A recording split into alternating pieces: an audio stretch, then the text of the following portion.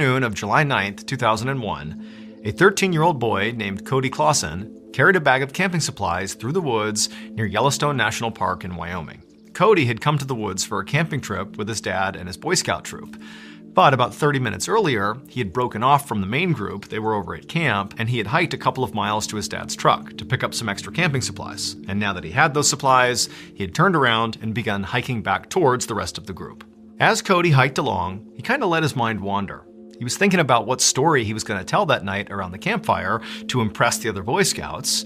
But as he was thinking about it and kind of walking along, he started to realize that things didn't look familiar.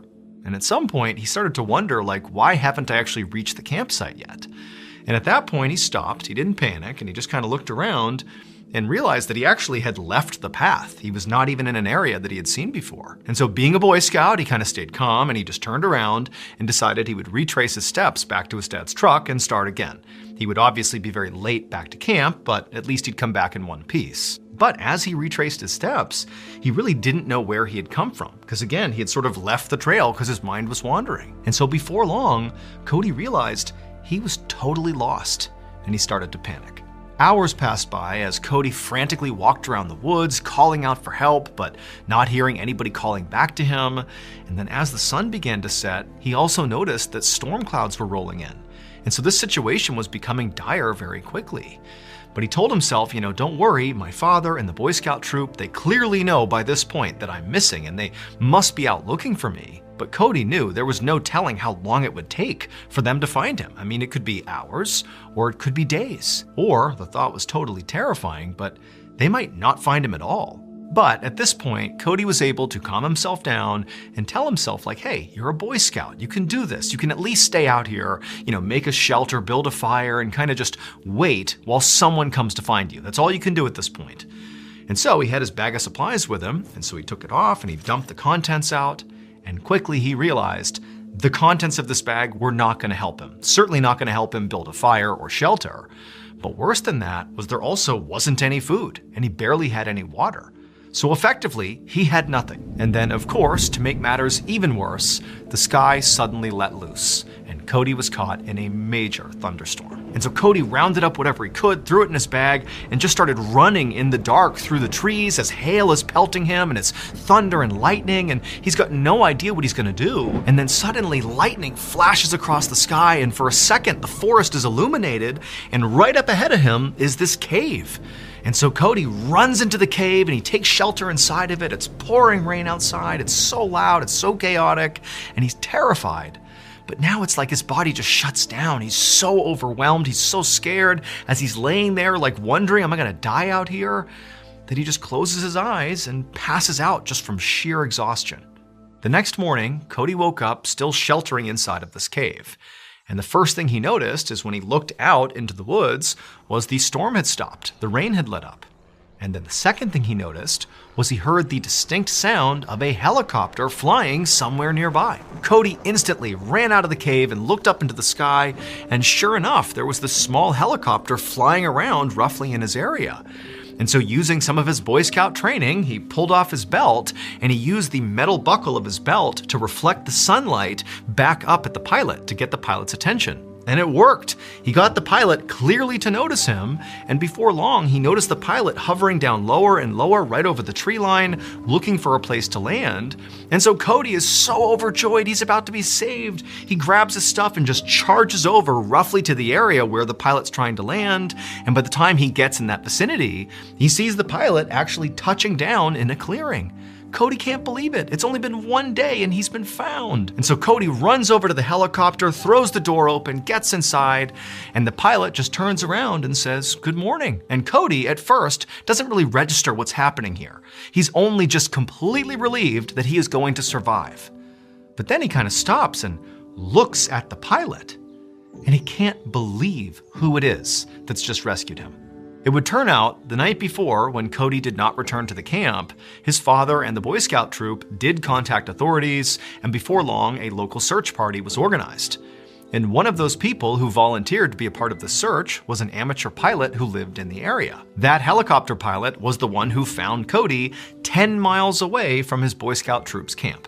When that pilot reunited Cody with his father, Cody's father naturally assumed that, given the trauma of the last 24 hours, that Cody would not want to rejoin the Boy Scout troop and continue this camping trip, that he would want to go home. But instead, Cody said, no, I want to go back to the Boy Scout troop. I want to sit there and tell them what happened to me, because now I have a campfire story that they are not going to believe. Cody had trekked 10 miles through the wilderness all alone, spent the night with bears out in a cave somewhere in the middle of a storm, and then ultimately got rescued by this amateur helicopter pilot who happened to be, at the time, one of the most famous people in the world. The amateur pilot was the actor who had played Han Solo in Star Wars, he was Indiana Jones, and had starred in several other major blockbuster movies. It was none other than Harrison Ford.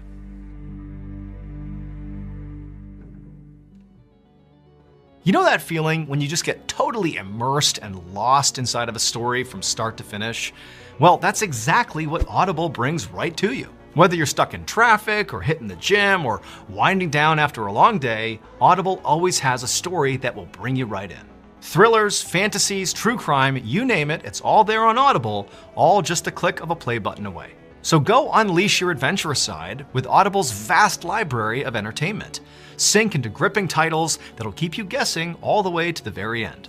Also, you can discover exclusive Audible originals that you can't find anywhere else, and be the first to experience exciting new releases from your favorite authors. And if you're looking for a recommendation, maybe check out MrBallen Presents The Graphic Stories. I hear that's a pretty good graphic novel, and they do have a really amazing audiobook. Check that one out. Discover stories that will keep you on the edge of your seat. Your next great adventure awaits with Audible. Start listening today when you sign up for a free 30-day trial at audible.com/MrBallen. Okay, back to the story.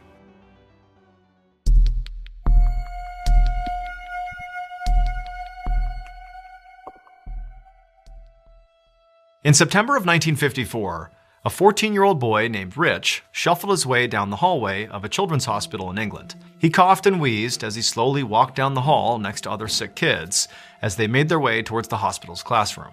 Now, Rich didn't know what kind of lesson he and the other kids were going to get today, but frankly, he didn't care.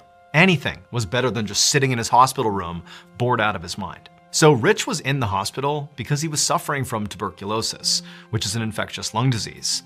And over the past 10 weeks, he'd been bouncing around to different hospitals, and in fact, his condition was still so bad that this hospital had informed his parents that Rich might need to stay in the hospital for another 2 years. And as awful as this sounded to Rich, this actually was not the first time something like this had happened to him. When he was 6 years old, his appendix burst, and then he contracted an infection that left him in a coma for several weeks. And then when he came out of the coma, he had to recover in a hospital for nearly a year. And all this time in hospitals had really impacted Rich's life, in particular in terms of how far behind he had fallen in school. And because his family was not a well-off family, they couldn't afford to hire a tutor to kind of keep Rich up to speed. And so basically at this point, Rich's education consisted of, whatever random classes these hospitals he was staying in sporadically had. Whenever they hired a teacher to come in and teach basket weaving or, shop class, whatever was available, that was his education. So that day, when Rich walked into the hospital classroom, he did not have high expectations about what he would be taught that day. He figured it was just going to be some random class that he would sit through that at least was keeping him out of his hospital bedroom. But the instant he saw the teacher for the day and saw what was surrounding the teacher, he was really excited. Because all around the teacher were musical instruments. And Rich, as a kid, had always dreamed of playing the drum. He had seen one day in a Windows shop a drum set, and he had wanted it so badly, but his family didn't have the money to pay for it, so he had never had a chance to do it. But now it seemed like Rich was finally going to get his chance. And so when the teacher began handing out the instruments to the kids, Rich demanded that he get the drum set. He would not play anything else. And the teacher was like, okay. And so he was given the drum.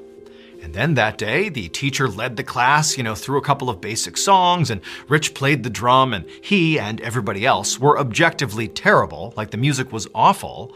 But by the end of the class, Rich was totally revitalized here.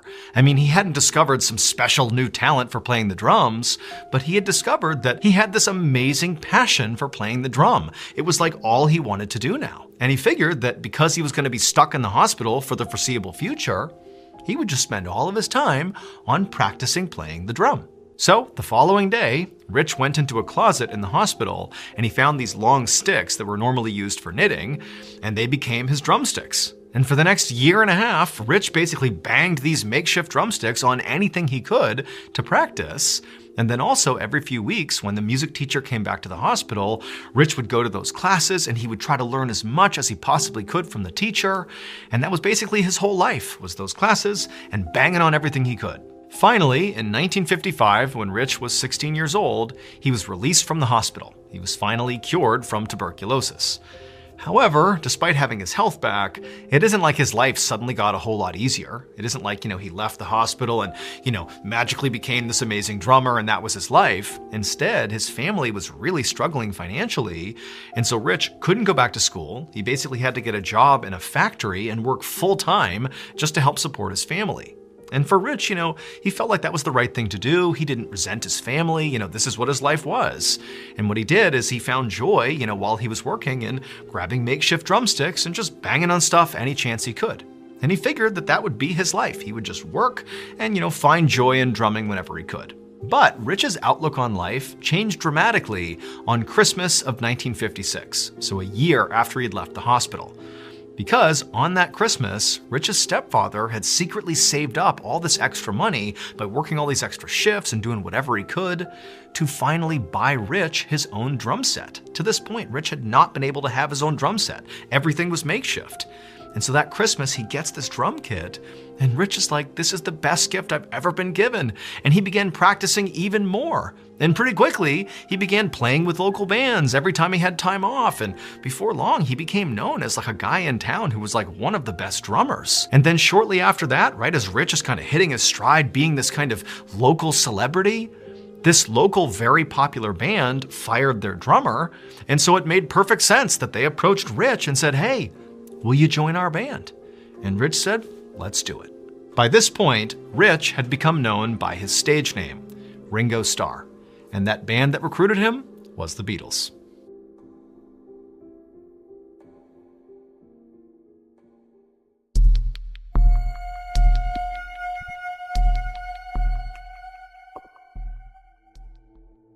Around 11 a.m. on Sunday, October 20th, 1991, a 31-year-old man named Will woke up next to his wife in their home in Oakland, California. And the first thing Will noticed as soon as he was awake was the smell of smoke. Will got out of his bed and went to the window, and when he looked out, he could see there was this big plume of smoke coming from what looked like right outside of his neighborhood. And since he lived in California, where wildfires were unfortunately a common reality, he thought that's got to be a wildfire. So Will called 911 to report it, but the dispatcher told him that yes, that is a wildfire. It's on a mountainside, about 600 feet away from Will's house in his neighborhood. But they said the fire department was already all over it, and the smoke he was seeing was simply the leftover, after the fire had been put out. So no real threat here. And so after hearing this, Will's mind was put at ease. He thanked the dispatcher and hung up, and then he went about his normal morning routine. And as he brushed his teeth and took a shower, his mind began to wander towards work. So Will was a software developer, and he was in the middle of working on this video game about ants, like the insects, and how they go about building their homes. And Will was really excited about this game. But as Will left the bathroom and happened to look out the window that he looked out before and saw that plume of smoke out on the mountainside, any thoughts of his video game immediately vanished.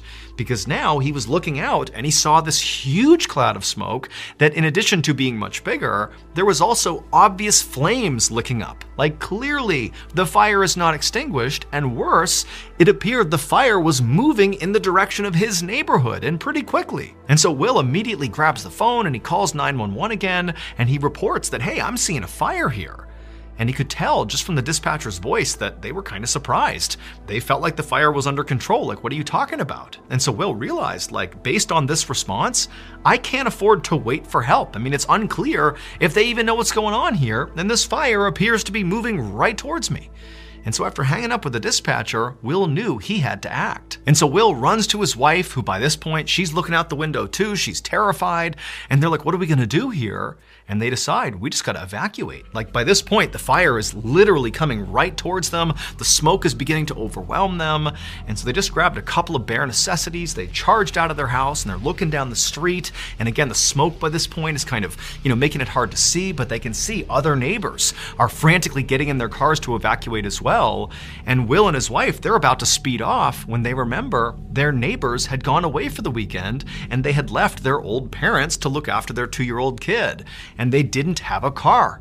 And so Will's like, oh my gosh, he runs next door, he pounds on the door, and the grandparents, they come out and they're scared as well. They have the 2-year-old and Will's like, come on. They grabbed a couple of necessities, they hopped in Will's car, and before long, all of them were peeling down the road, evacuating. 1 week later, Will returned to his neighborhood, this time in the passenger seat of a police cruiser, because you needed an official escort to be able to go into this area because of how dangerous it was. There was debris everywhere. When the police officer stopped in front of Will's address and Will got out, he looked at where his house used to be and it was just gone. Like every other house in his neighborhood, it was completely leveled by this fire. That fire burned for 4 days, destroyed thousands of homes, including basically Will's entire neighborhood, and it killed 25 people. Will walked towards the rubble that used to be his home, and as he stood there surveying the area, he was hit with this epiphany. He didn't really care that he had lost all of his things, like everything he owned basically had been destroyed by this fire, but he just didn't care. Instead, all he cared about and all he was grateful for was his family. Like they had survived, they'd escaped the fire. That's what mattered. And so as he's standing there, sort of a little bit numb to what's happened here, he looked down and he saw ants. Now remember, he was developing this video game about ants, and so had done tons of research about ants. And he saw these ants that definitely were destroyed by this fire as much as the people were. I mean, their colonies were all burnt up and destroyed as well.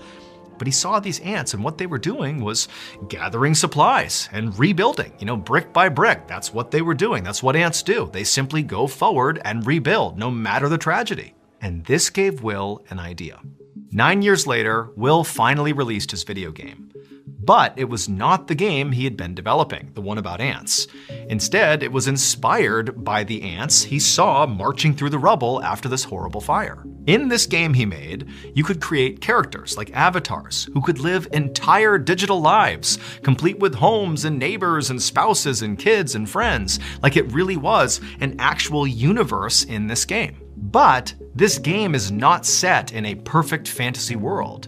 Instead, the universe that these characters live inside of is meant to mimic the real world that we live in, where tragedies can strike, and often do, sort of unpredictably. Death, destruction, wildfires, you name it, that's just kind of part of living in this world.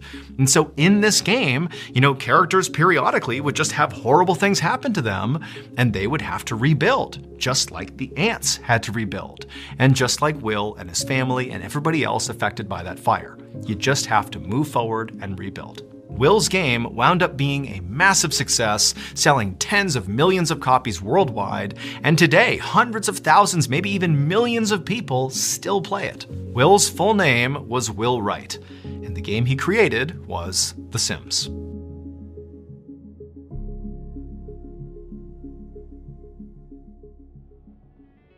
In case you haven't heard yet, our newest graphic novel, MrBallen Presents Where Nightmares Live, is available for pre-order right now. It contains another 9 heart-stopping, strange, dark, and mysterious stories, all based on real events. This was a passion project. It took a lot of time, a lot of people involved, from the artwork to the storytelling. I mean, this is a beautiful piece to add to your collection, so you gotta check it out. The book comes out on September 30th, but again, you can pre-order your copy at book.ballenstudios.com, or you can click the link in the description below. There are a limited number of hand-signed copies available, but those are gonna sell out very quickly. So please pre-order today, because remember, your nightmares are waiting. Thank you so much for watching. Let me know what you thought of today's episode in the comments. And remember, we have hundreds of videos for you to binge right now. But if you're looking for a recommendation from me of that one video that's worth your time, well, it's this one right here. So give it a watch. All right, until next time, see ya.